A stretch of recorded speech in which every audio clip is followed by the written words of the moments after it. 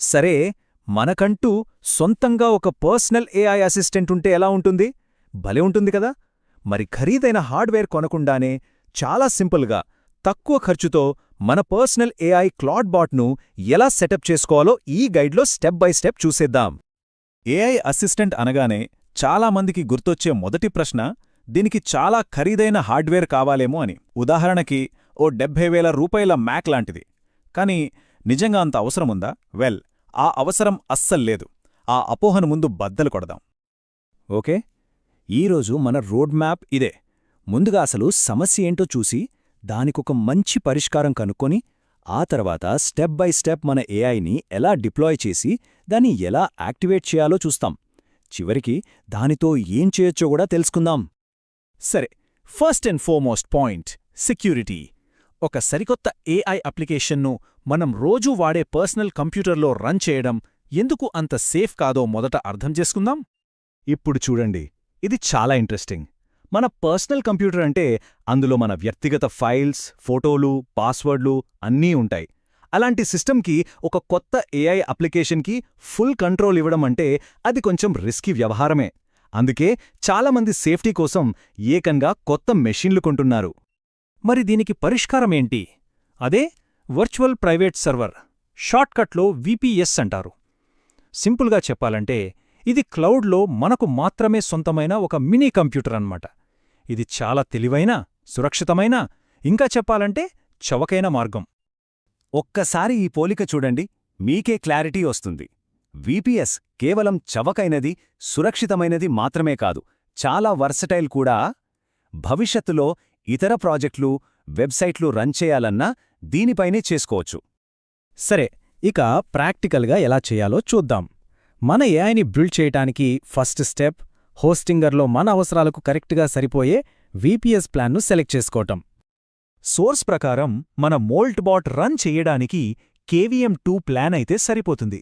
ఒకవేళ బాట్తో పాటు ఇతర హెవీ అప్లికేషన్స్ కూడా రన్ చెయ్యాలి అనుకుంటే అప్పుడు KVM4 లేదా KVM8 ప్లాన్స్ తీసుకోవచ్చు. ఇంతేనా? ఇంకాస్త డబ్బు ఆదా చేసుకునే అవకాశం కూడా ఉంది.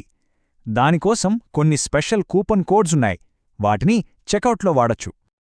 12 నెలల ప్లాన్ తీసుకుంటే AIL10 అనే కోడ్ వాడితే 10% డిస్కౌంట్ వస్తుంది. అదే 24 నెలల ప్లాన్ తీసుకుంటే AIL15 కోడ్తో ఏకంగా 15% డిస్కౌంట్ వస్తుంది. బెస్ట్ వాల్యూ కావాలంటే 24 నెలల ప్లానే రికమెండెడ్ ఆప్షన్. ప్లాన్ కొనేశారు కదా, ఇక అసలు మ్యాజిక్ ఇక్కడే మొదలవుతుంది. ఎలాంటి కాంప్లెక్స్ ఇన్స్టాలేషన్ ప్రాసెస్ లేకుండా చాలా సులభంగా మన ఏఐ అసిస్టెంట్ను డిప్లాయ్ చేయొచ్చు. ఈ సెటప్ అంతా డాకర్ మేనేజర్లో చాలా సింపుల్గా ఉంటుంది. మీ విపిఎస్ డాష్బోర్డ్లోకి వెళ్ళి డాకర్ మేనేజర్లో క్యాటలాగ్కి వెళ్ళి మోల్ట్ బాట్ని సెలెక్ట్ చేసి డిప్లాయ్ అని క్లిక్ చేస్తే చాలు, ప్రాసెస్ స్టార్ట్ అయిపోతుంది. ఇక్కడొక చాలా ముఖ్యమైన విషయం, స్క్రీన్ మీద ఒక గేట్వే టోకెన్ కనిపిస్తుంది. దాన్ని తప్పకుండా కాపీ చేసి ఎక్కడైనా జాగ్రత్తగా సేవ్ చేసుకోండి. ఇది మనకు ఫైనల్ స్టెప్లో చాలా అవసరం, మర్చిపోవద్దు. ఆ తర్వాత మీ ఓపెన్ ఏఐ API కీని అక్కడ పేస్ట్ చేసి మళ్ళీ డిప్లాయ్ బటన్ నొక్కండి. అంతే, కొద్దిసేపట్లోనే స్టేటస్ రన్నింగ్ అని చూపిస్తుంది. అంటే మన ఏఐ ఇన్స్టాల్ అయిపోయినట్టే. చాలా సింపుల్ కదా. సరే, ఇక మనం చివరి అంకానికి వచ్చేశాం. మన ఏఐ అసిస్టెంట్ను ఆన్లైన్లోకి తీసుకురావడానికి కొన్ని ఫైనల్ కాన్ఫిగరేషన్ సెట్టింగ్స్ చెయ్యాలి. అవేంటో చూద్దాం. గుర్తుందా, మనం ఇందాకొక టోకెన్ సేవ్ చేసుకున్నాం. ఇప్పుడది అవసరం. గేట్వే లింక్ ఓపెన్ చేసి ఆ టోకెన్ పేస్ట్ చేసి కనెక్ట్ అవ్వాలి. ఆ తర్వాత సెట్టింగ్స్లో ఒక చిన్న కమాండ్ యాడ్ చేస్తే మన బాట్ ఏ ఏఐ మోడల్ని వాడాలో దానికి అర్థమవుతుంది. ఆ తర్వాత సెట్టింగ్స్ సేవ్ చేయడమే. ఇక చూడండి, ఆ చాట్ విండోలో ఒక హే అని టైప్ చేసి ఎంటర్ కొట్టండి. అంతే, మన ఏఐ అసిస్టెంట్ ప్రాణం పోసుకుని మనతో మాట్లాడటానికి రెడీ అయిపోతుంది. సెటప్ సక్సెస్ఫుల్ అయినట్లే. ఓకే, సెటప్ అయితే పూర్తయింది. కానీ ఇది ఆరంభం మాత్రమే.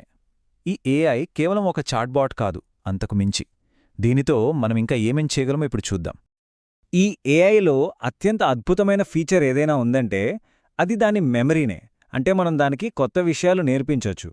ఆ ఇన్ఫర్మేషన్ అంతా అది ఒక ఫైల్లో స్టోర్ చేసుకుని మనం తర్వాత మాట్లాడినప్పుడు గుర్తుపెట్టుకుని మరీ సంభాషిస్తుంది. ఎప్పుడు చూశారుగా, ఈ సెటప్ మన ముందు ఎన్నో అవకాశాలను తెరిచింది.